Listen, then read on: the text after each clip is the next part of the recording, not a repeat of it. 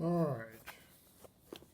Now I'm going to talk about what some people call the 2.5 era of D&D or AD&D. So Gary Gygax had been forced out of the company, but they managed to do good stuff based on inertia. That when he was first forced out, a lot of the people he had hired were still working there. And so he continued to publish good stuff, even though they were forbidden to play test it. And it showed in some of the products that got published. But increasingly, the company was running to the ground. They made a second edition of second edition, these black books. It was basically the same material with the errata fixed, but it was laid out differently. It was not as pretty inside as the original second edition. And it really irked me that when they published the deluxe edition more recently of second edition, they based it on this and not the version that I had had. So they started redoing some classic artwork. And to me, the original versions are much more evocative than the other versions, which are technically better, but like the skeleton chasing the man is much more scary the first version than the other version. You can see too much is the problem.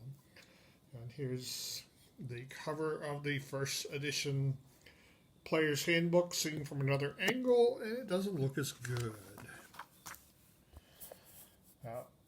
They came out with these Player's Options books, which ruined second edition. They're horrible. And Dragon Dice was another thing. I never even heard of these until years later, maybe 10 years later, before I ever even heard of Dragon Dice. I wished I had. I would have bought some, because I love dice. So, it was a great idea, but when they ordered them, they ordered 1 million sets of them. So there should be a lot of Dragon Dice out there, but they may have been destroyed because the company was running to the ground. But there was still some good stuff. This was like the 20th anniversary of TSR. And so they had some good stuff. And they had a whole bunch of game worlds. So the person who wrote this book thinks it was too many game worlds. But I liked a lot of these game worlds and wish they had developed more products for them.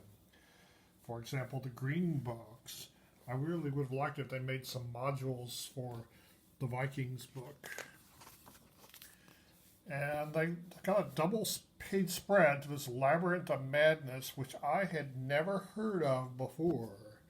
But the author was Monte Cook. So they seemed to think that was a great idea. Now, Birthright, I did hear of. I've reviewed it before. I really liked the idea of players being rulers, running realms, but I hated the game world that came with it. I would have liked the rules to have been more general so you could apply them to other kinds of worlds. They're starting to get into computer games. And there was more being done with beholders during this time than had ever been done before. But to me, Wild Space is still the ultimate beholder dungeon. Baldur's Gate, which again I never heard of until the 21st century. There's some more stuff. So the company was running to the ground. And there was a real danger that D&D was going to go away with nobody having the rights to produce stuff. But during all this, I've covered in other videos about the dark age of comics and how it affected things and how Wizards of the Coast made a bunch of money off of this, and this allowed them to buy TSR and save the company or destroy it, depending on your point of view.